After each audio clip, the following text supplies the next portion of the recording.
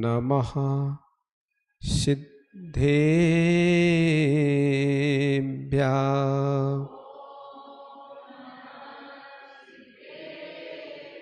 ॐ नमः सिद्धेभ्यः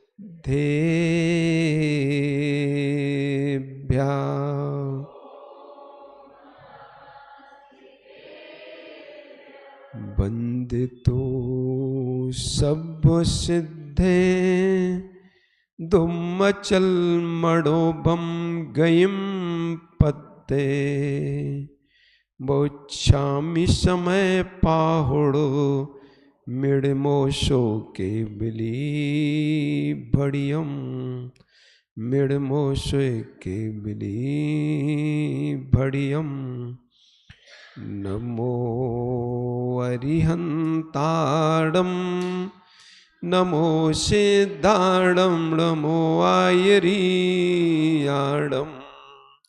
नमो वच्छायाड़म नमो लोये सभ्यसाहुड़म।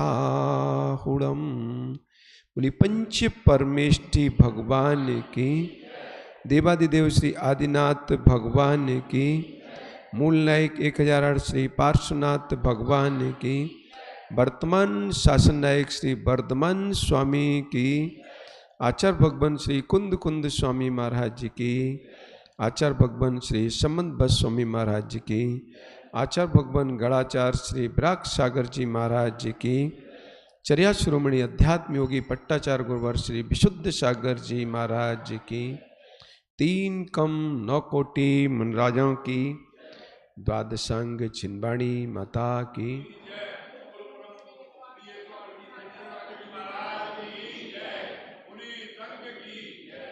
बंधु, हम सभी अंतिम तीर्थेश वर्धमान स्वामी के शासन में विराजते हैं और उनकी अनुपम पीयूष वाणी जो जीव मात्र को शीतलता का बोध कराने वाली है, ऐसी अमृतपूत जिन वाणी जिन श्रुत का पान कर रहे हैं। जयवंत हो नमोस्तु शासन, जयवंत हो वीतराग श्रमण संस्कृति, जयवंत हो अहिंसामयी परम धर्म, जहाँ प्रत्येक भव्य आत्मा अपने पापों का प्रक्षालन करके समग्र दृष्टि से वस्तु स्वरूप को समझकर भव भव के दुखों का अंत करके अपने परम सुख केवल की प्राप्ति करता है।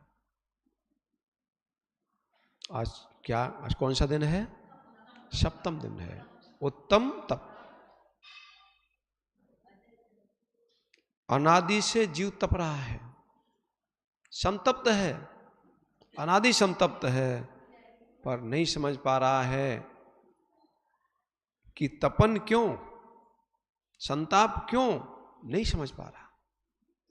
दुखी है, परेशान है, नहीं जान पा रहा है। अनेक पुरुषार्थ कर रहा है, अनेक व्यामों में जी रहा है, पर नहीं जान पा रहा, नहीं समझ पा रहा है हमें करना क्या है। समझ नहीं पा रहा करना क्या है। कर तो रहा है, एक समय ऐसा नहीं जब करना बंद हो, एक क्षण ऐसा नहीं जब पुरुषार्थ न चल रहा हो। फिर भी पुरुषार्थ की सिद्धि, आत्मोपलब्धि, सुख में प्रवेश नहीं हो पा रहा, नहीं हो पा रहा है। क्यों? क्योंकि राग नहीं छूट रहा। क्यों नहीं हो रहा है? राग नहीं छूट रहा, बैराग नहीं हो रहा। राग नहीं छूट रहा, बैराग नहीं हो रहा। राग छूटे तब जब बैराग हो, बैराग जब हो तब राग छूटे। पहले प्रकाश हुआ या अंधेरा? अंधेरा मिटा या पहले प्रकाश हुआ? पहले अंधेरा मिटा या प्रकाश हुआ?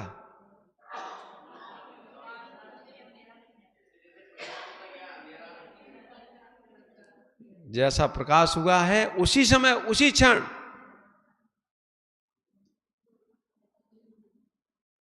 संताप चल रहा है, अंतस में संताप है, जान लो संताप को,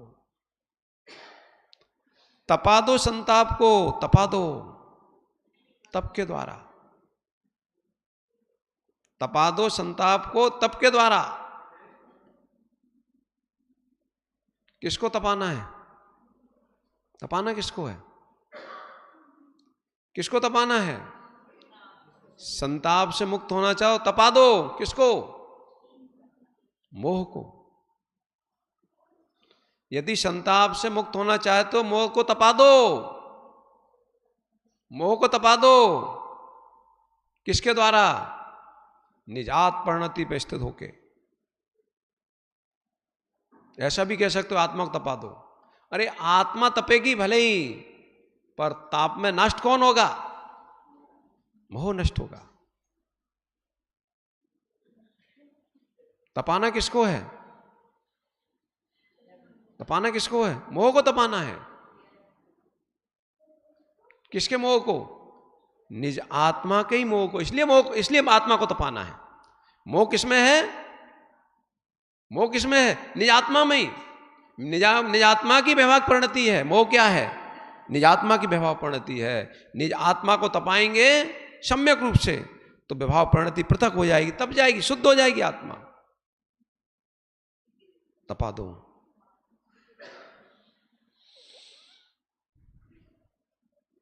अभी भी तपा रहे हैं, अभी भी तपा रहे हैं, ऐसा नहीं है। तब तो चल रहा है, नहीं तब चल रहा क्या? जो आत्मी गुण है उनको तपा रहे हैं, जो आत्मी गुण है उनको नष्ट कर रहे हैं, और जो हमारी विभाव परिणति है वो वर्धमान हो रही है। जो हमारी स्वाभाविक परिणति है वो क्या हो रहा है? वो दब रही है, उपशमित हो रही है, दब रही है, दब रही है, प्रकट नहीं हो रही है, उपशमित नहीं हो रही है, बल्कि उसका क्या हो रहा है? प्रकटीकरण हो रहा है। और जो विभाव परिणति है निरंतर बढ़ रही है, इसलिए संसार चक्र चल रहा है।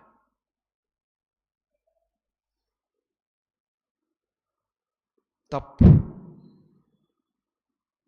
देखो, राग मोह का पोषक है। राग किसका पोषक है? मोह का पोषक कौन है? राग। आत्मा का पोषक कौन है? आत्मा का पोषक कौन है? वैराग। आत्मा का पोषण होगा वैराग से, और आत्मा का शोषण होगा राग से। आत्मा का पोषक कौन है? वैराग। शोषक कौन है? राग। मोह का पोषक कौन है? राग। शोषक कौन है? वैराग। अब क्या करना है? किसका पोषण करना है? जो अंदर आत्मा में मोह चल रहा है उसका, या शुद्ध परिणति का? निशुद्ध परिणति का पोषण करना है, या विभाव परिणति जो मोह रूप है, किसका पोषण करना है? किसका करना पोषण? का पोषण करना पड़ेगा, शोषण करना पड़ेगा, अभाव करना पड़ेगा। विभाव परिणति का शोषण करना पड़ेगा, स्वभाव परिणति का पोषण करना पड़ेगा। स्वभाव परिणति कैसे होगी प्रकट? स्वभाव परिणति कैसे होगी प्रकट? बहुत उद्यम करना पड़ेगा, बहुत उद्यम करना पड़ेगा। मोह तोड़ने के बाद भी बहुत उद्यम करना पड़ेगा गजेंद्र भैया। दर्शन मोह के अभाव के बाद भी बहुत पोषण करना पड़ेगा, बहुत पुरुषार्थ करना पड़ेगा। तीन चौगड़ी कषाय के अभाव के बाद भी पोषण, अभी बहुत पुरुषार्थ करना पड़ेगा। क्या करना है? करो अनुष्ठान धैर्य का और विवेक का। सबसे पहले यदि तप करना चाहते हो, शुद्ध होना चाहते हो, पहले दृष्टि में लाओ धैर्य और विवेक को। एक एक क्षण, एक विवेक तो हो चुका, एक विवेक तो हो चुका। कौन सा? जिस विवेक ने निज का बोध करा दिया, जिस विवेक ने पर का बोध करा दिया। एक विवेक हो चुका, अब दूसरा विवेक और करो। एक विवेक वो भी हो चुका जिस विवेक ने अनंतान बंदी के साथ ही अप्रत्याख्यानावरण, प्रत्याख्यानावरण और प्रत्याख्यानावरण अप्रत्याख्यान का भी अभाव किया है। विवेक हो चुका, अभी और विवेक चाहिए। ओम भाई बहुत विवेक चाहिए अभी। विवेक, विवेक ही भेद करेगा। ऐसा विवेक प्रकट करो, ऐसा विवेक प्रकट करो। ये किसके लिए? ये महाव्रतियों के लिए। समझ लो, यहां भी विवेक चाहिए, विवेक। यहां भी चाहिए धैर्य। देखो, ये हृदय में बांध लो। आचार्य भगवान पूजपाल स्वामी की कारका कौन सी? आनंदो निर्धतोद्दन कर्मेधन मनांतरम न चासो खित्ते होगी बहिर दुखेश बचेतना। हृदय में बांध लो, आनंद ही कर्म समूह का नष्ट करने वाला है। कौन? कौन करेगा? कर्म समूह का उच्छेद कौन करेगा? ओम भाई कौन करेगा? बोलो। आनंद करेगा, आनंद ही करेगा। हृदय में विराजमान कर लो। विवेक जागृत रखो। विवेक, कितना विवेक जागृत करना है। एक एक क्षण उन सावी परिणतियों से बचो जिनमें किंचित भी हमारे सुख का भेद डलता हो, मतलब हमारा सुख में न्यूनता आती है। उन सारी परिणतियों से बचो, सारी परिणतियों से बचो, क्योंकि ये महाव्रति का विषय है। उत्तम तप किसका विषय है? महाव्रतियों का। एक एक समय अवलोकन करो, एक एक समय अवलोकन करो। जैसे व्यापारी देखता है हमारा व्यापार वर्धमान हो रहा है कि नहीं, वर्तमान हो रहा है कि नहीं, ऐसे देखो अपने वर्तमान होते व्यापार को। किसको? सुख को। हमारा सुख बढ़ना चाहिए। सुख, लाभ किसका होना चाहिए? सुख का। सुख में हानि ना हो जाए, कोई ऐसा कारण ना हो जाए कि सुख की हानि हो जाए। अब व्यापार किससे होगा? तीन चीजें आपके पास। क्या क्या है? मन, वचन, काय। तीनों को दृष्टिपात करो। कहीं ऐसा शब्द ना निकल जाए, ऐसा कोई शब्द ना निकल जाए किसी को पीड़ित कर दे, क्योंकि पीड़ित होगा तो पीड़ा आपको भी होगी। और इसकी चेहरा बिगड़ा, पीड़ित हो गए आप। मतलब ऐसा कोई शब्द बोलो ही मैं किसी का चेहरा बिगड़े। इसका मतलब चमचागिरी करना नहीं, ऐसा संतुलित बोलो, ऐसा संतुलित बोलो सामने वाले को भी मधुर लगे। मधुर चिंतन करने के लिए मजबूर तो हो, चिंतन करने के लिए मजबूर तो हो, पर चिंता में न डूब जाए। चिंतन करने के लिए मजबूर तो हो, पर राग मतलब द्वेष की परिणति इकट्ठी ना हो जाए। चिंतन करने के लिए मजबूर हो, ऐसा काम करो। बहुत कठिन है, बहुत कठिन है, पर इसके बिना इस परिणति के बिना मोक्ष की मंजिल मिलने वाली नहीं। एक एक समय संभालो अपने मन को, अपने वचन को, अपने काय की परिणति को, तीनों की परिणति को संभालो। एक एक शब्द बोलो धैर्य के साथ, एक एक शब्द को धैर्य के साथ बोलो, धैर्य के साथ। कहीं कोई पीड़ित ना हो जाए। पीड़ित हो गया, उसके चेहरे भाव आ जाएंगे, आप पीड़ित हो गए, पीड़ा होगी। ओम भैया बोलो। कोई शब्द बोला, किसी को पीड़ित हो गए, सामने वाला पीड़ा हुआ है, खुद कोई पीड़ा होगी? होगी? नहीं होगी? चेहरा देख की पीड़ा होगी। इसलिए कुछ ऐसा बोलो ही नहीं जो किसी को पीड़ा हो। कैसा भी विषय हो बिल्कुल मत बोलो। ऐसा काम करो हाँ ऐसा बोलो, झूठ नहीं बोलना, असम्यक नहीं बोलना, झूठ नहीं बोलना, असम्यक नहीं बोलना, ऐसा बोलना जो पीड़ित ना हो, चिंतन करने के लिए मजबूर हो। मतलब अपने दोषों को देखने के लिए तैयार हो पर दुखी ना हो, और दोषों को देखने के तैयार होगा तो पीड़ित नहीं होगा, आनंद से पहुंचेगा। ये परिणति मन में भी लाओ, मन में भी किसी के बारे में खोटी परिणति न जाए, खोटा चिंतन ना आए, क्योंकि ये संसार के विषयों को छोड़ के आना कोई सामान्य विषय नहीं है। संसार के विषय को छोड़ के आना कोई सामान्य विषय नहीं है। जब छोड़ के आ ही गए हो तो उनको छोड़ दो, ये विराजमान ना हो जाएं। यदि विराजमान हो गए तो मालूम नहीं अर्धपुत्र का परावर्तन काल भी लग सकता है भावलिंगी मुनराज को। जिसने मुनित्व को पा लिया है, 3 चौकड़ी कषाय का भाव कर लिया है, अर्धपुत्र का परावर्तन काल भी लग सकता है। पर कौन चाहेगा एक समय भी दुखी रहना? कौन चाहेगा एक क्षण भी हम दुखी रहें? कोई चाहेगा? नहीं चाहेगा। नहीं चाहेगा तो बहुत संभलने की आवश्यकता है। राग की कालमा आत्मगुणों को आच्छादित कर देती है। राग की कालमा आत्मगुणों को आच्छादित कर देती है। वैराग की विशुद्धि आच्छादित हुआ आत्मा को क्या करती है? प्रक्षालन करने लगती है।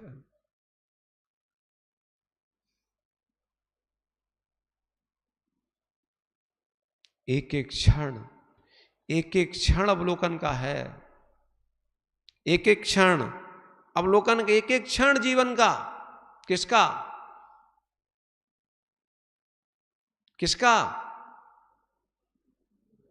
कल्याण भाई, किसका? मुनियों का? साधुओं का? अरे साधुओं को तो करना ही चाहिए, क्योंकि तुम छोड़ के आ ही गए हो। जिनको अपने सुख की कामना है, भावना है, उनको ऐसा हर क्षण करना ही चाहिए। साधु को तो करना ही चाहिए, करेगा ही साधु, करना ही चाहिए, क्योंकि बगैर किए एक एक क्षण संभाले सिद्धत्व को पाएगा नहीं। संभालना पड़ेगा। संभालो, बस एक व्यापार करो, एक व्यापार। ओम भाई एक व्यापार करो, प्रिंस भाई एक व्यापार करो। कौन सा? बस सुख का। मैं सुख रहूं, मैं सुखी रहूं सम्यक। सुख कौन सा? जो दूसरे को चेहरा देख के भी आनंद झलके, वो सुख। मतलब आपकी मतलब आपने कुछ बोला है फिर भी उसकी मतलब कष्ट नहीं होना चाहिए। मतलब आपने तौल के बोला है, समझ के बोला है। आपने कोई क्रिया भी की है तब भी किसी का घात नहीं होना चाहिए, संताप नहीं होना चाहिए। और ऐसा होगा तो आनंद बढ़ेगा, और नहीं होगा तो आनंद नहीं बढ़ेगा। कषायों का आनंद बढ़ सकता है, पर यथार्थ आनंद नहीं बढ़ेगा। जो भव में रुलाने वाला है, ऐसा इंद्री कषाय रूपी सुख तो हो सकता है, पर जो इन सब का प्रक्षालन करने वाला है, ऐसा नहीं हो सकता। पहले तो यही समझना पड़ेगा, वो आनंद है क्या? वो आनंद है क्या? क्योंकि जब तक इंद्रिय सुखों को ही सुख मान रहे हो, आनंद मान रहे हो, तभी तक तो अभी सत्य का निर्णय ही नहीं हुआ है।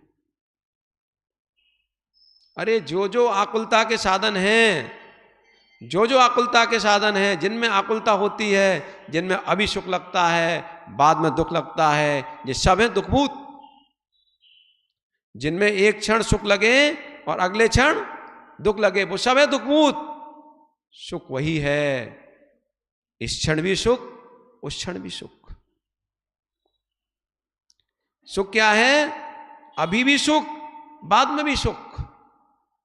वो ही है सच्चा सुख। देखो प्रत्येक जीव को भगवान, देखो प्रत्येक जीव को भगवान, प्रत्येक जीव को देखो करुणा का पात्र, प्रत्येक जीव को देखो शुद्ध भगवान आत्मा।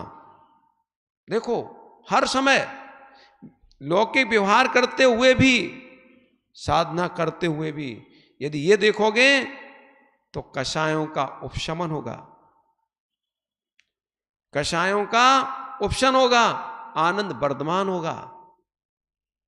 अन्यथा क्या होगा? शत्रु दिखेगा, कोई मित्र दिखेगा, कोई शत्रु दिखेगा, कोई मित्र दिखेगा, और शत्रुता मित्रता दिखेगी तो संसार चलेगा। जो जो मेरे सत नहीं, जो मेरा सत नहीं है, जो मेरा सत नहीं है वो मुझे सुख नहीं दे सकता। ये निर्णय करना पड़ेगा। जो मेरा सत नहीं है वो सुख दे नहीं सकता।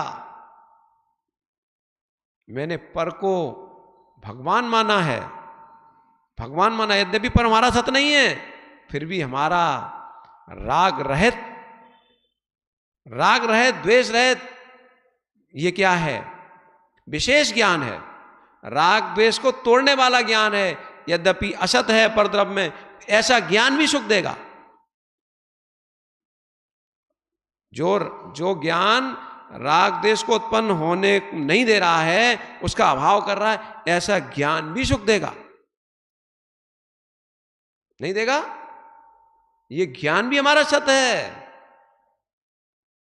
जो प्रत्येक को, प्रत्येक जीव को भगवान देख रहा है, ऐसा ज्ञान भी हमारा सत है, क्योंकि राग द्वेष का अभाव कर रहा है।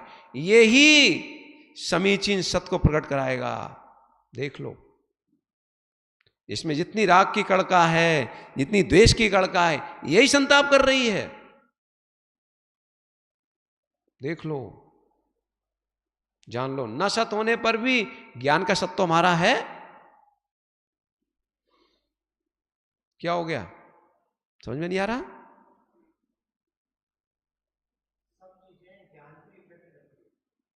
अरे ज्ञान विशेष गुण है हमारा। अरे सारे 6 द्रव्यों में भिन्न करने वाला कोई है चेतन को तो कौन? ज्ञान दर्शन उपयोग लक्षणम, यही है। कोई विशेष है? सभी के ऊपर राज कराने वाला कौन है? सबके ऊपर राज करते हो तुम, सबके ऊपर राज करते हो। अब देखो 4 द्रव्यों पर तो राज करने की क्षमता ही नहीं है। धर्म अधर्म आकाश काल नहीं है, फिर भी उसका भी लाभ लेते हो आप। उनका पूर्ण लाभ वो कर ही रहे हो, आप पूर्ण उपयोग कर रहे हो। मतलब ये पुद्गल की ही परिणतियां हैं, ये ज्ञानी की परिणतियां हैं। कभी भवन बना है, कभी खंडर है, जब ज्ञानी की परिणतियां हैं। वृक्ष खड़े हुए हैं, सब क्या है? अरे वृक्ष तो एक इंद्रिय है, पर ये भी ज्ञानी ने लगाया है, डाल दिया बीज। अनेक परिणतियां हैं। मतलब ज्ञानी क्या क्या कर रहा है, उसमें भी ज्ञानी आ गया। ज्ञानी ने बीज डाला, उसमें भी ज्ञानी आ गया बढ़ने के लिए। अगर नहीं आता तो बढ़ता भी नहीं। अगर उसमें ज्ञानी नहीं आता तो क्या वृक्ष बढ़ता? मतलब उसने ज्ञानी आ गया दूसरा, उसने उसको वर्धमान कर दिया। एक अंकुर को क्या बना दिया? वृक्ष बना दिया। वृक्ष, एक अंकुर को वृक्ष बना दिया। किसने? ज्ञानी ने। मतलब सारा संसार ज्ञानियों से चल रहा है, फिर भी ज्ञानी दुखी है। सारा कुछ करने वाला कौन है? ज्ञानी। ज्ञानी भले ही वह ज्ञान दशा में करे, करता कौन है? ज्ञानी ही करता है। जितने विध्वंस के साधन बनाएगा कौन बनाएगा? ज्ञानी। अज्ञानी? ज्ञानी ही बनाएगा। ज्ञान का क्षोभसम होगा वही बनाएगा, भले ही वो आत्मज्ञानी ना हो। ज्ञान का क्षोभसम तो है, बनाएगा। महाज्ञानी आप नहीं बना सकते। महाज्ञानी। पर देखो जितना उपयोग उधर कर लिया है, ऐसा ही निज के अन्वेषण में कर लेते। जितना अन्वेषण इधर किया है इधर कर लेते तो इन अन्वेषण करने की आवश्यकता नहीं पड़ती। पर क्या करें, समझ ही नहीं है, सोच ही नहीं है, दृष्टि ही नहीं है।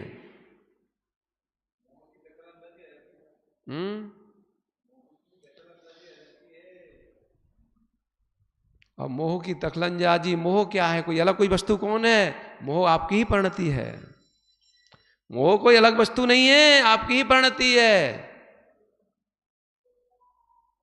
अपनी परिणति को आप ही पृथक करोगे। चेतन आत्मा की परिणति है मोह, अचेतन की नहीं। अचेतन निमित्त बना है, पर परिणति तो आपकी है। तब कितने प्रकार के होते हैं? कितने प्रकार के हैं? 6 अभ्यंतर और 6 बाह्य।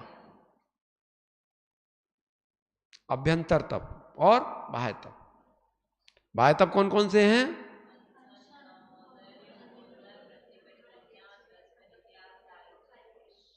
अनशन, अमोदर, व्रत प्रसंख्यान, रस प्रत्याग, विवेक संयासन, काय क्लेशम, बाह्य तपा।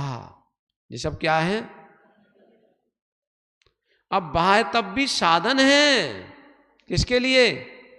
अंतरंग तप के। बाह्य तप साधन किसके हैं? अंतरंग तप के साधन भूत हैं। किसके? अंतरंग तप के। अब देखो यहां ज्ञानी किसी के 5 उपवास हो गए हैं, कोई तो भैया कल के 12 उपवास हो गए, 4 और करना उनको। उपवास चल रहे हैं, ज्यादा भी किसी के और भी हुए हैं, 5-6 भी हैं किसी के हैं। 3 उपवास तो कई लोगों ने कर लिए, 7 हो गए, 7-9 उपवास है। देखो भैया, उपवास, उपवास का मतलब उपधन वास, आत्मा के पास वास, यही उपवास।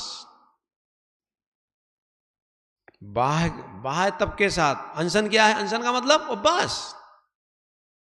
अनशन, अशन माने भोजन, अनशन माने भोजन का त्याग, यही तो उपवास। भोजन न करना, 4 प्रकार के आहार का त्याग करना, इसी को कहते हैं अनशन। वो अनशन ही है उपवास। पर अनशन, उपवास, अनशन, अनशन, फिर भी उपवास को अनशन नहीं कहा।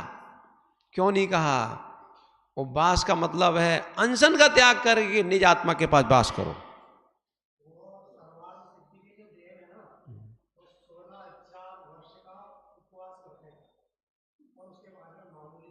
अरे भूल रहे हो आप, 16,000 वर्ष का नहीं, 33,000 वर्ष बाद आहार करते हैं। कैलकुलेशन गलत हो गई। उपवास नहीं करते, उपवास नहीं करते, वो त्याग भी नहीं करते, उपवास भी नहीं करते, त्याग भी नहीं करते।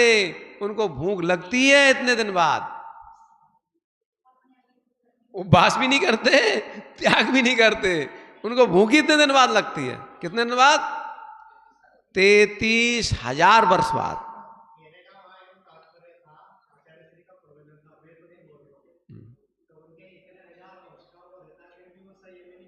नहीं होते, मतलब इतने दिन तक भोजन नहीं होता, फिर भी संयम नहीं। देख लो भाई, संयमी हो, टेंशन क्यों कर रहे हो? आप 1 घंटे का भी त्याग करोगे तब भी संयमी हो। क्यों विकल्प? संयम है। 1 मिनट का भी त्याग किया है, संयम है। पर देवों के पास नहीं है, क्योंकि उनके क्षुधाजन वेदना नहीं है। संयम क्यों नहीं है? क्योंकि उनके पास क्षुधाजन वेदना नहीं है, इसलिए तब भी नहीं है। आपके पास क्षुधाजन वेदनाएं हैं, इसलिए संयम है। अब उनको क्या, भले ही 33,000 वर्ष तक भूख नहीं लगेगी, भूख लगेगी नहीं, कष्ट ही नहीं है, अब संयम काहे का? संयम तब होता है जब भूख भी लगे और भोजन बुद्धिपूर्वक त्याग हो, तब है संयम, तब है तप। नहीं कोई तप नहीं, कोई संयम नहीं, इसलिए संयम नहीं है। यहां तो 1 मिनट का भी त्याग करोगे तब भी संयम है। अभी आप यहां बैठे हो, प्रवचन सभा में बैठे हो, सभा मंडप में बैठे हुए हो, आप त्याग कर दो, भाई आधा घंटे तक हम भोजन नहीं करेंगे, आपको उसका भी लाभ मिलेगा, पर देवों को नहीं मिलेगा। क्यों नहीं मिलेगा? उनके पास क्षमता ही नहीं है, वो चाहे तब भी नहीं कर सकते। वो चाहे कि मैं त्याग करता हूं, जैसे ही उनका समय आएगा, जैसी वेदना होगी, तुरंत कंठ से अमृत झर जाएगा, नहीं कर सकते त्याग। कल्याण भाई नहीं कर सकते त्याग, तुम्हारे पास क्षमता विशेष क्षमता है त्याग करने की, तप करने की, संयम पालन करने की, वो क्षमता देवों के पास नहीं है।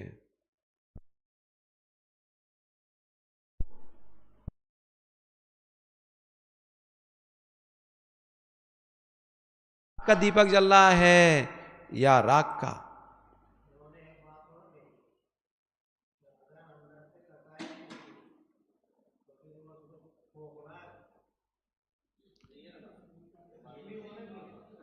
अरे भाई सुनो, अरे बैरक का दीपक जलाओ अंदर, बैराग का दीपक, बैराग का दीपक जलाओगे तो अनशन भी तुम्हारा तप होगा, सम्यक तप होगा। बैराग दीपक जल रहा होगा तो अनशन तप ही होगा।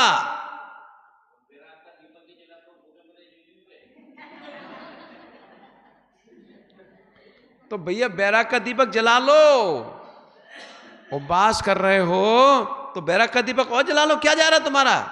जला लो, जला लो, जला लो, बैराग का दीपक जलाओ। जब तक राग का दीपक जलता रहेगा तब तक स्वर्ग तो मिल जाएगा, शांति को बैठने का अवसर तो मिल जाएगा, भगवान की आराधना तो कर पाओगे, पर भगवान नहीं बन पाओगे। भगवान की आराधना करने का अवसर मिल जाएगा, क्योंकि आपने उपवास किया है, संयम किया है, मिलेगा अवसर, इंद्रिय सुख भी मिल जाएंगे, स्वर्गों की यात्रा भी हो जाएगी, परंतु भगवान बनने की यात्रा प्रारंभ नहीं होगी। भगवान बनने की प्रारंभ यात्रा तभी होगी जब क्या होगा? अंदर बैराग का दीपक, बैराग का दीपक, बैराग का दीपक जला दो, जला दो, जला दो बैराग का दीपक।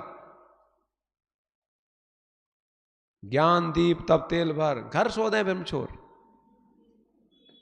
ज्ञान दीप तब तेल भर, तब भर दो, तप रूपी तेल,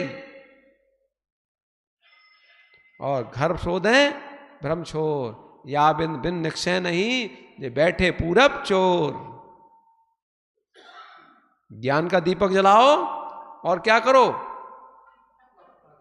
तप का घृत डाल दो। तप का मतलब क्या है? कर्म क्षयार्थम तप्यतः इति तपः सर्वार्थ सिद्धि। आचार्य भगवान पूजपाद स्वामी ने तप की परिभाषा क्या लिखी? कर्म क्षयार्थम। तप किसके लिए? हाँ पहले समझ लो, अनशन अमोदर सब चल रहा है किसके लिए? हाँ कर्म क्षयार्थम तप्यता इति तपः। यदि अनशन है किसके लिए? कर्म क्षय के लिए, तो तपी है, तपी है। अनशन मतलब चारों प्रकार के भोजन का त्याग, तप है। पर छोड़ मत देना भैया, पर भावना यही बनाना, भावना यही बनाना, ये हमारा उपास, हमारा संयम कर्म क्षय का साधन बने। किसका? कर्म क्षय का साधन बने। दीपक जलाओ बैराग का, जला लो। अरे इतनी इतनी कुगतियों में घूम के आ गए, इतने इतने डंडे खा के आ गए हैं, इतने इतने मलों में घूम के आ गए, अभी क्या और घूमना है? कहां कहां घूम के आ गए भाई? कौन सा संसार में प्रदेश ऐसा है जहां तुम नहीं गए? कौन कौन सी खोटी गतियां रह गई जिनमें नहीं हुई तुम्हारी? जितने दुर्गंध द्रव्य हैं उनका शरीर भी बन चुके हो तुम। जितने दुर्गंधित द्रव्य हैं उन सबका शरीर बन चुके हो। यहां तक जितने सुगंधित द्रव्य हैं उनका भी शरीर बन चुके हो तुम। और बनी चुके हो, इनका उपभोग भी कर चुके हो, चिंता नहीं करना। इनके शरीर बन के भी और इनका उपभोग करने वाले भी बन गए, दोनों रूपों में। शरीर, खुद शरीर बन के इनका उपभोग किया और इनको अपने भोजन के रूप में या अन्य प्रकार से उपभोग किया। अब क्या इरादा है, कहां घूमना है? देखो, विवेक तो है, क्योंकि संगी है नहीं, तो विवेक तो है। विवेक को जागृत करो, क्योंकि विवेक किसके पास होता है? मात संगी के पास। विवेक को खड़ा करो, विवेक को। विवेक ही वेद विज्ञान प्रकट करेगा। विवेक ही अणव्रती बनाएगा, विवेक ही महाव्रती बनाएगा, और विवेक ही तप कराएगा, विवेक ही भगवान बनाएगा। विवेक के अभाव में एक भी कार्य नहीं होगा। विवेक के अभाव में एक भी कार्य नहीं होगा, एक भी नहीं। असंगी कुछ भी नहीं कर पाता। असंगी कुछ भी नहीं कर पाता। कितना भी परिणाम शांत करेगा तो कहां जाएगा? कहां तक जा सकता है? भवनत्रक में जा सकता है। कहां जा सकता है? भवनत्रक में। और यदि खोटे पाप करेगा तो प्रथम नरक तक जा सकता है। कौन? असंगी पंचेंद्री, चारिंद्री वो भी नहीं। परंतु जिसके पास विवेक है, वो दुनिया में कहीं भी जा सकता है।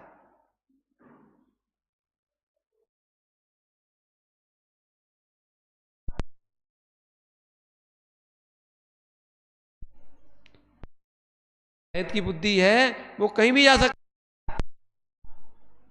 मतलब अहित में हित बुद्धि जान ली तो नरक भी जा सकता है। अहित में हित बुद्धि नरक भी जा सकता है। हित में बुद्धि खड़ी कर ली तो स्वर्ग भी जा सकता, भगवान भी बन सकता है। हमारे ये बुद्धि है बुद्धि। ले लो।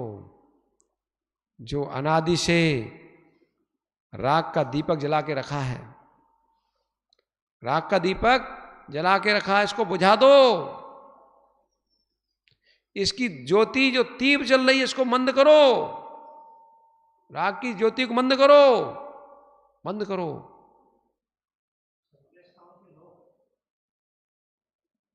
क्या कह रहे हो? राग राग राग राग वही होगा जहां संक्लिष्टता होगी। संक्लिष्टता वही होगा जब राग होगा। बगैर राग के संक्लिष्टता होती नहीं। यदि संक्लिष्टता को मिटाना चाहते हो तो राग पे अंकुश लगाओ। जितने अंशों में राग कम होगा उतने अंशों में संक्लिष्टता कम होगी। छोड़ दो राग। अब क्या है, राग का घृत डालना छोड़ते नहीं है। राग का घृत डालना छोड़ते नहीं है तो बैराग का दीपक कैसे जले? राग का पहले घृत हटाओ, फिर उसके बाद जितना राग का मोह का दर्शन, मोह को हटाओ। पहले क्या हटाओ? मोह को। जब मोह को हटाओगे तो बैराग का दीपक जलेगा, अन्यथा नहीं जल सकता।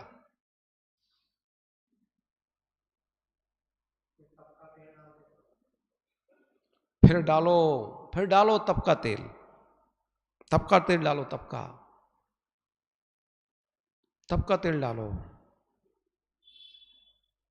क्या है? संताप को ही हमने सुख मान लिया है।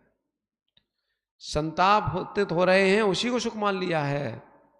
इसलिए मोह का अभाव नहीं हो रहा है, इसलिए राग का अभाव नहीं हो रहा, द्वेष का अभाव नहीं हो रहा है, क्योंकि संताप में हमने सुख खोज लिया है।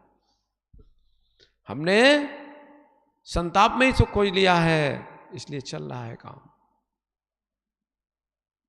जान लेते स्वसत को, जान लेते स्वसत को आनंदभूत, जान लेते स्वसत को आनंदभूत, तो पर सत पर दृष्टि कहां जाती है।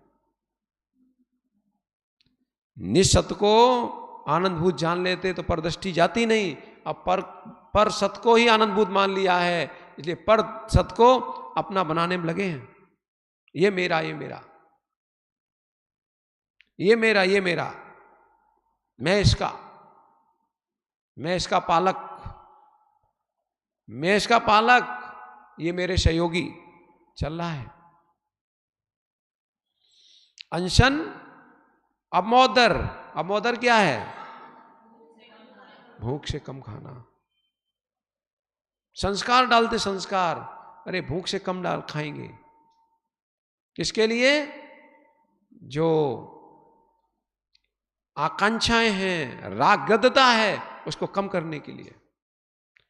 शरीर के प्रति, भोजन के प्रति जो ग्रदता, उसको कम करने के लिए। अनशन अमोदर, कम। व्रत प्रसंख्यान, आंकड़ी लेके चल दिए मुनराज, आंकड़ी के लेके चल दिए, मिलेगा तो करेंगे भोजन, नहीं तो उपवास। अनशन स्वभाव। देखो वो भी कोई परिणति होगी। इतना आत्मबल, इतना विश्वास, कोई दिक्कत नहीं है। अरे करते ही थे, ऐसी आंकड़ी लेते थे कि मिले ही नहीं।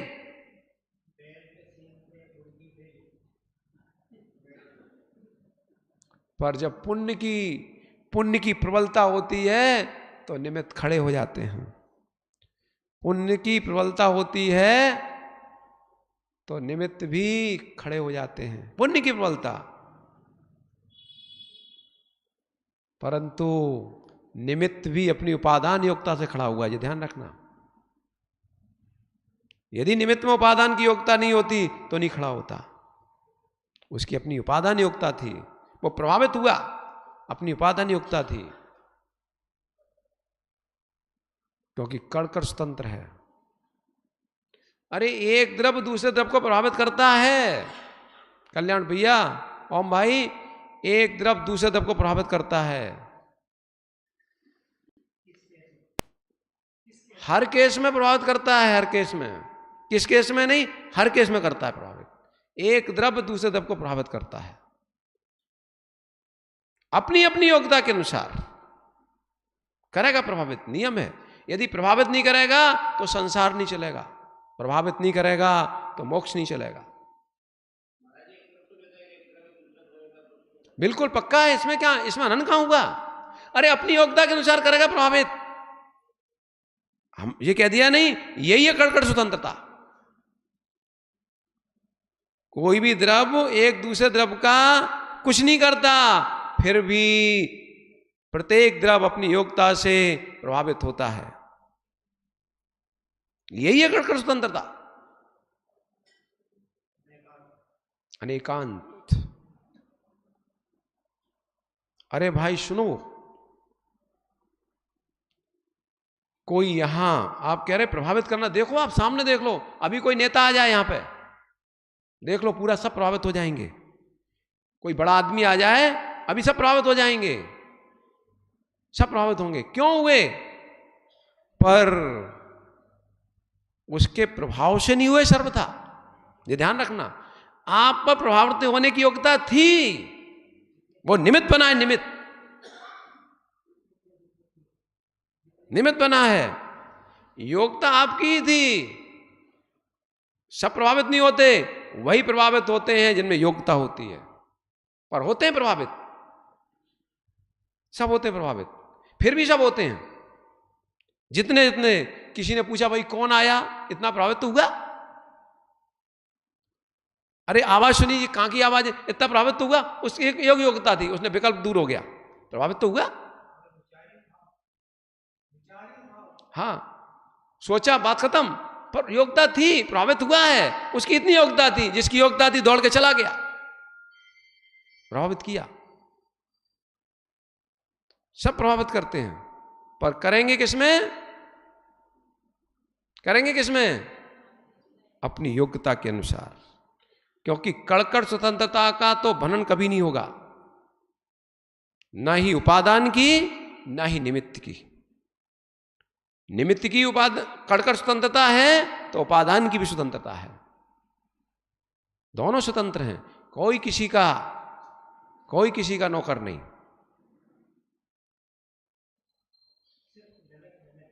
निमित्त नैमित्तिक संबंध है, यही है प्रभाव, यही है प्रभाव, यही प्रभाव, यही प्रभाव।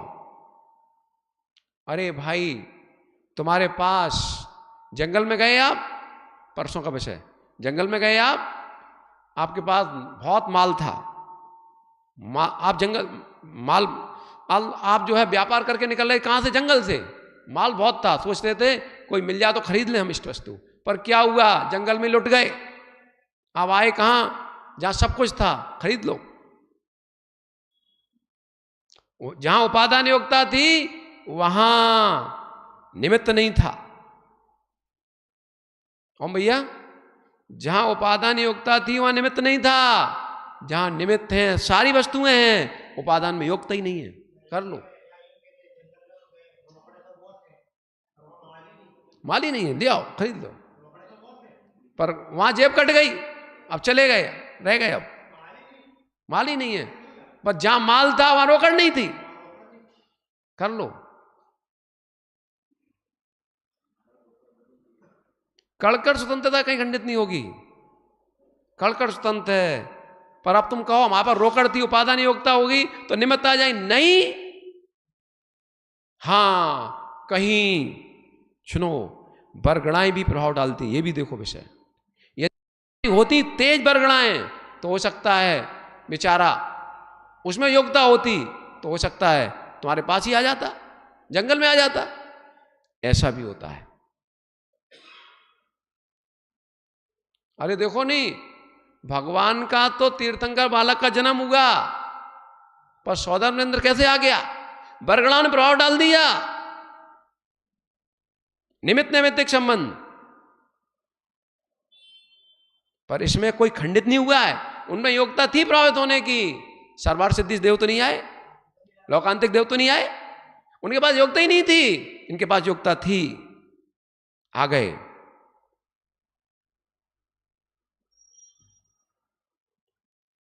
अनशन और अमोदा व्रत संख्यान विवेक संयासन, मतलब विश्राम कर रहे हैं निर्गंत, अब एक करवट से, तप है। सोना भी तप है, क्या बात है। यदि विश्राम भी कर रहे हैं तो वो भी तप है। कैसे? अब एक आसन सो गए, फिर भी नहीं सो रहे। तपोधन सोते हैं फिर भी नहीं सोते, कहीं पैर हाथ पैर चल ना जाए, सावधान। चाहे नीचे पर कंकड़ हैं, यदि कंकड़ है पत्थर है तब भी बैठे हैं, सो विश्राम में हैं। इसको क्या कहते हैं? ये उत्तर गुण भी हो गए है, तब उत्तर गुण में आता है। तब किस में आता है? उत्तर गुण में। अब लकड़ी के पाटे पे सो रहे हैं, चुभ रहा है, कष्ट हो रहा है, फिर भी लेटे हैं, ये क्या हो गया? उत्तर गुण। कंकड़ में है, भूमि बैठे हैं, शुभ रहा है, तब हो गया तप, उत्तर गुण। और यदि मार्जन करके बदल ली अब करवट तो क्या हो गया? अब तो मूल गुण का पालन है, मूल गुण का पालन है, उत्तर गुण नहीं है, पर मूल गुण का पालन तो है। अब नहीं सो पा रहे हैं, चलो भैया किया मार्जन और करवट बदल ली, उत्तर गुण। विवेक संयासन काय क्लेश, मतलब बुद्धिपूर्वक ऐसे स्थान पर बैठ गए जहां मच्छर काट रहे हैं। हाँ, क्षमता देख ली नहीं? या अनेक आसन लगा रहे हैं जिनमें काय को, शरीर को दुख कष्ट हो रहा है, ऐसे कार्य करना, सब क्या है? काय क्लेश। ये बाह्य तप है, किसके लिए? अंतरंग की साधना के लिए। जी क्या हो गए? 6 अंतरंग तप। कौन कौन से हैं?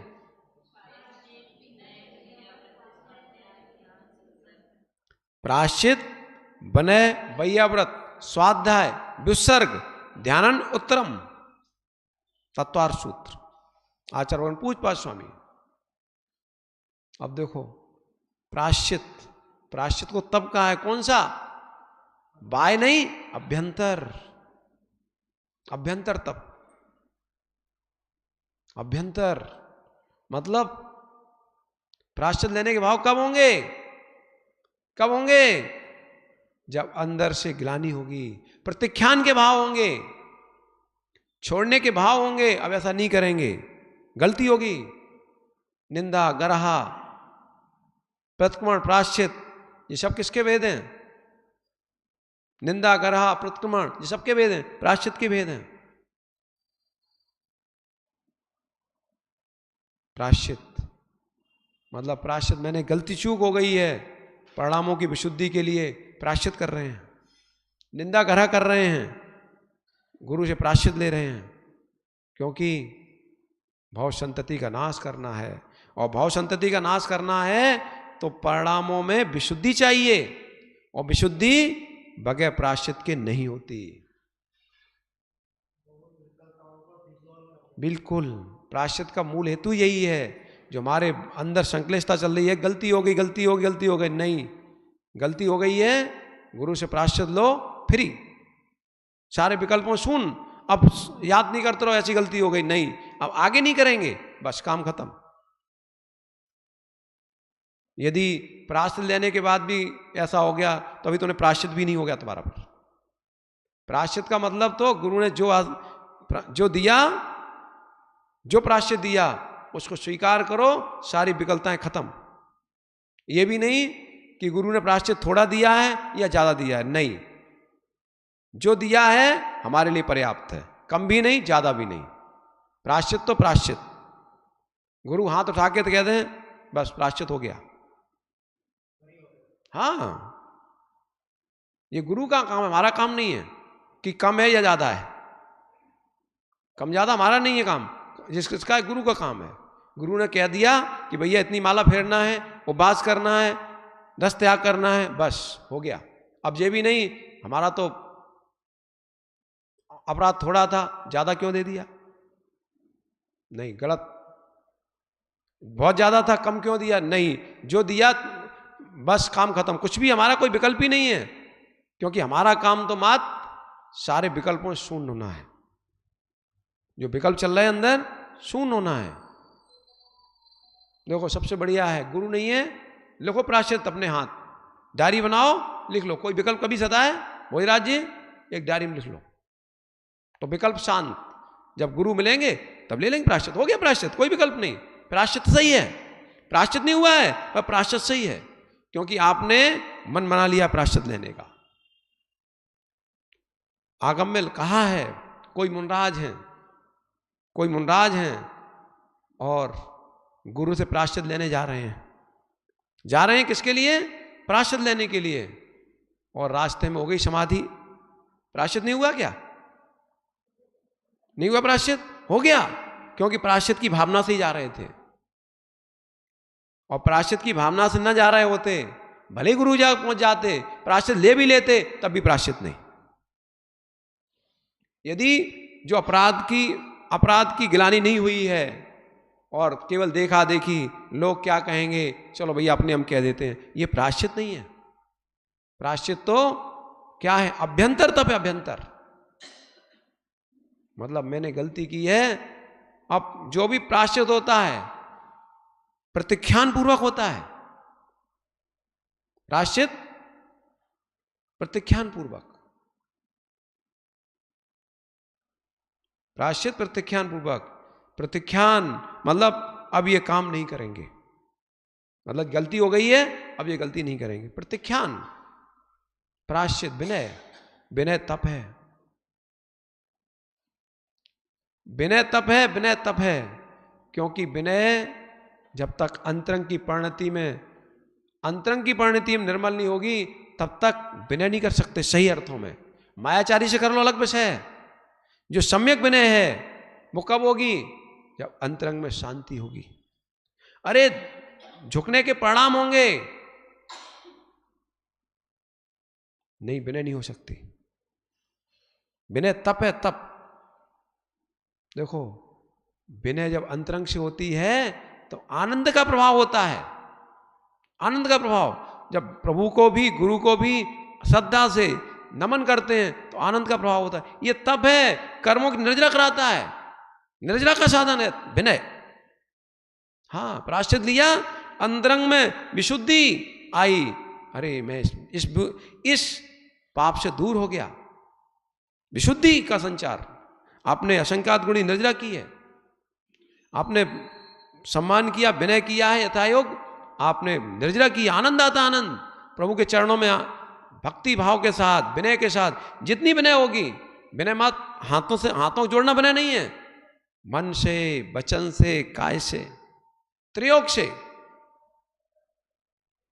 कृत कार्य अनुमोदना से, ये 9 कोटि से विनय विनय होती है। और विनय होगी तो नियम से कर्मों का निर्जरतपना होगा, निर्जरा होगी। विनय, प्रायश्चित, विनय, वैयावृत्ति, मतलब वैयावृत्ति, व्यापत्ति, विपनोदा। व्यापत्ति को दूर करना ही वैयावृत्ति है। जिसको जिसको जो आवश्यकता है, जिसके न होने से अभाव में साधना में न्यूनता आ रही है, साधना में कमी आ रही है, उन व्यवस्थाओं को बनाना क्या है? वैयावृत्ति। जिस साधना वर्धमान हो, वैयावृत्ति।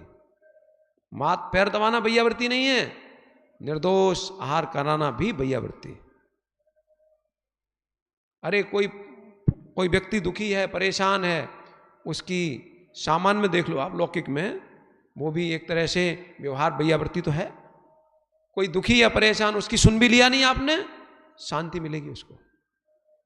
यहां तो वैयावृत्ति की बात करें, साधुओं की, मतलब एक दूसरे के प्रति, हाँ, यहां साधु की एक दूसरे के प्रति अंतरंग से उनके कष्टों का निवारण करने के भाव में, वो है वैयावृत्ति।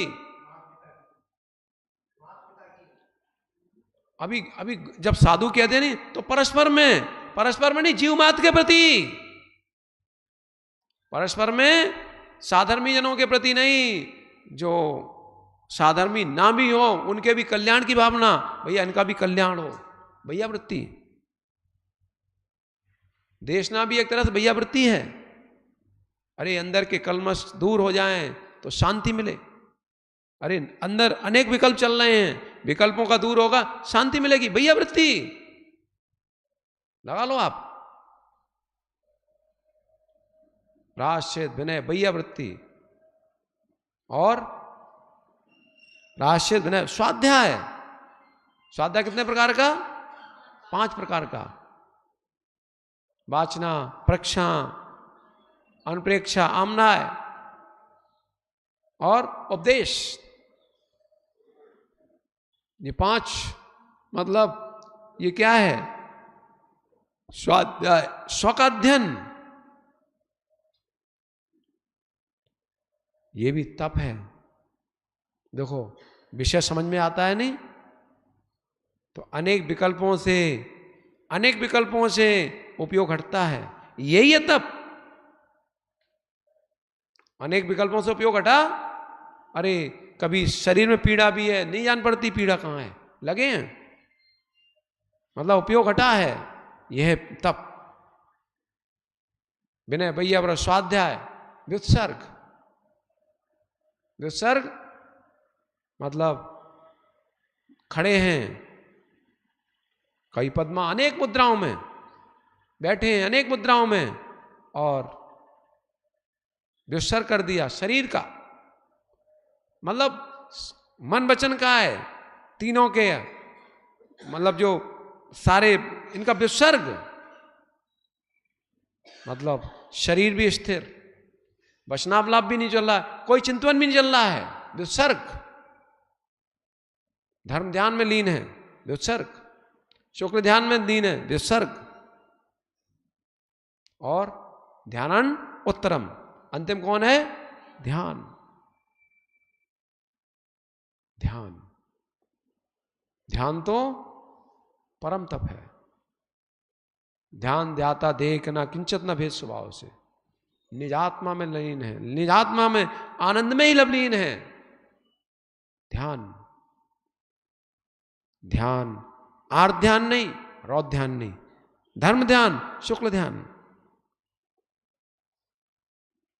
धर्म ध्यान, अदला शुक्ल ध्यान, ये ध्यान है। आज्ञा विचय, विपाक विचय, विपाक विचय, अपाय विचय, संस्थान विचय, ये क्या है? धर्म ध्यान। आज्ञा विचय, जिनेन्द्र देव ने जो कहा है वही सत्य है। सत्य है, हमारी समझ में भले नहीं आ रहा है, पर जो सत्य है वही है। आज्ञा विचय।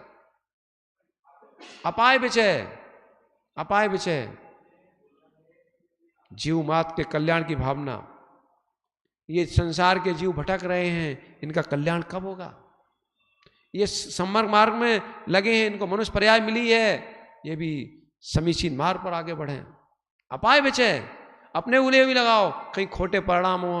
मैंने क्या कर दिया, क्या हो गया हमारे अंदर, खोटे परिणाम क्यों आ गए? अपाय विचय, हमारे योग्य नहीं है।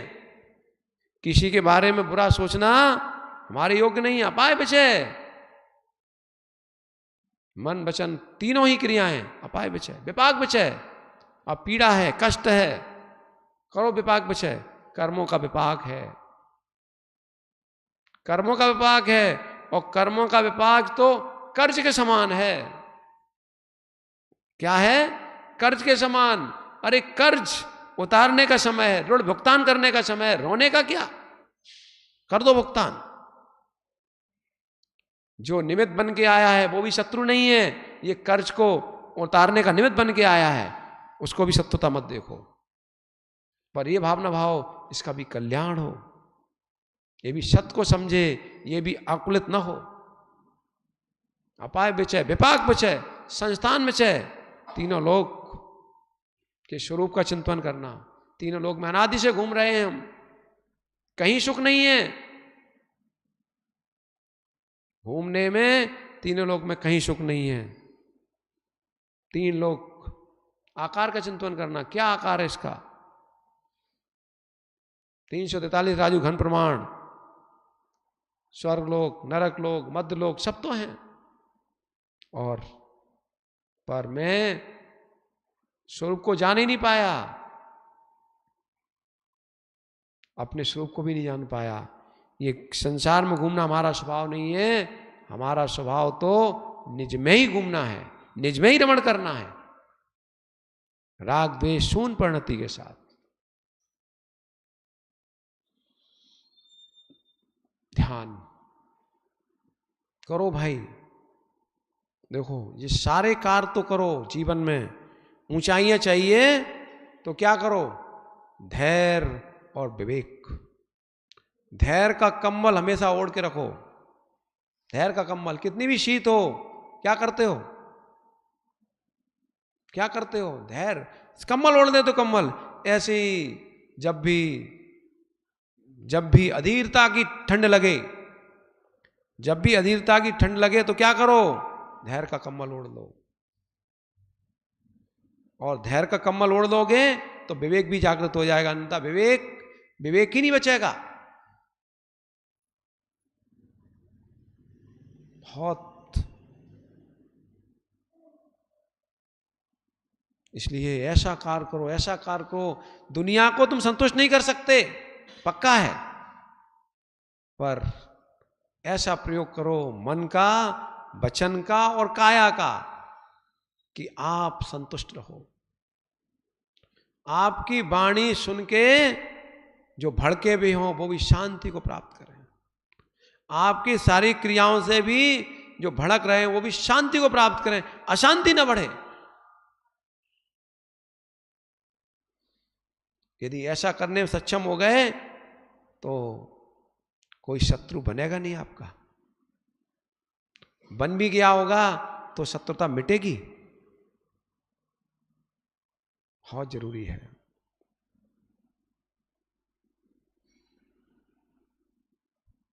कुछ नहीं करना, बस एक ही काम करना है, अपना आनंद नहीं जाना चाहिए। बोला सबसे पहले क्या नहीं जाना चाहिए? आनंद का पतन नहीं होना चाहिए, आनंद का पतन।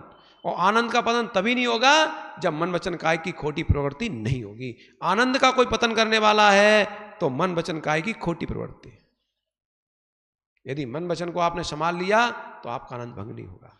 आपने किसी से कुछ बोल दिया और किंचित पीड़ाकारी हुआ तो आनंद भंग होगा तुम्हारा नियम से। किंचित भी पीड़ाकारी होगा, नियम से आनंद भंग होगा। यदि पीड़ाकारी नहीं है, पीड़ाकारी नहीं है पर असम्यक नहीं होना चाहिए, तो न दूसरे को पीड़ा करेगा न आपको पीड़ा करेगा।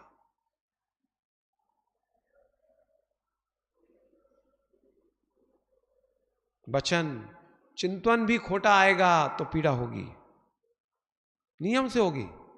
सबके लिए अच्छा सोचो, पर अच्छा सोचने के लिए ताकत चाहिए, ताकत, बहुत ताकत चाहिए। परंतु अच्छा सोचना सीख गए हो तो आनंद आएगा, आनंद। अच्छा बोलो तो सामने वाले को भी आनंद आता है, तुम्हें भी आनंद आता है। अच्छा सोचो तो तुम्हें आनंद आएगा ही आएगा, और तुम्हारे अंदर जो बरगड़ाएं निकलेंगी वो भी दूसरे को प्रसन्न करेंगी। लोग पास में आके बैठ जाएंगे, अच्छा सोचने होगे। ठीक है भैया, करना चिंतन। समय आपका हो गया, समय हुआ कि नहीं? भागचंदी समय हुआ कि नहीं? क्या बोल रहे हैं? अभी समय नहीं हुआ। जम्मू भैया समय हुआ कि नहीं? अभी तो बहुत बकाया है, अभी बहुत सारी व्यवस्था बनानी नहीं। हुआ नहीं समय?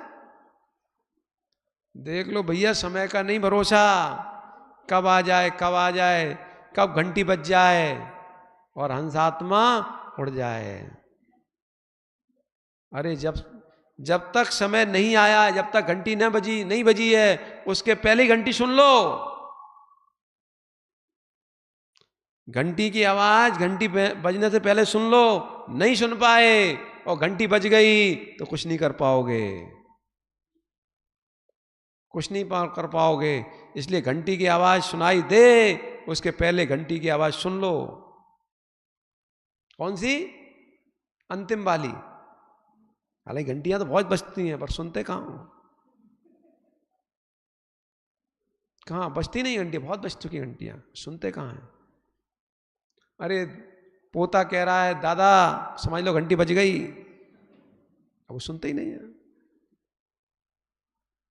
नहीं, नाना दादा कह रहा मतलब घंटी बज चुकी है, और सुनते ही नहीं है।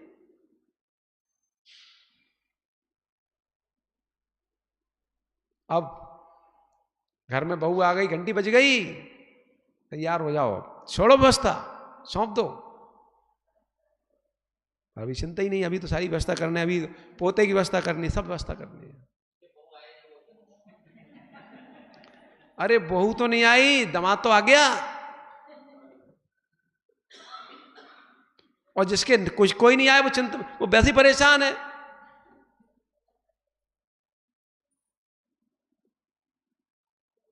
देखो भैया, समझ लो जिससे संसार में न घूमना पड़े, और हम भी उस समझ को प्राप्त करें जो समझ कभी तीर्थंकर आदिनाथ ने प्राप्त की थी, जो कभी तीर्थंकर महावीर ने प्राप्त की थी, जो समझ विदेश क्षेत्र में विराजमान सीमंदर स्वामी ने प्राप्त किया है। ठीक है, भगवान भगवान है आपका? नहीं है, सब भगवान है, सब भगवान है, सारे भगवान है। देख लो भगवान को, अपने को, अपने अंदर बैठे भगवान को देख लो। नहीं देख पाओगे, अपने भी देख लो, पर के भी देख लो। कर्मातीत संसार का प्रत्येक चेतन आत्मा भगवान है।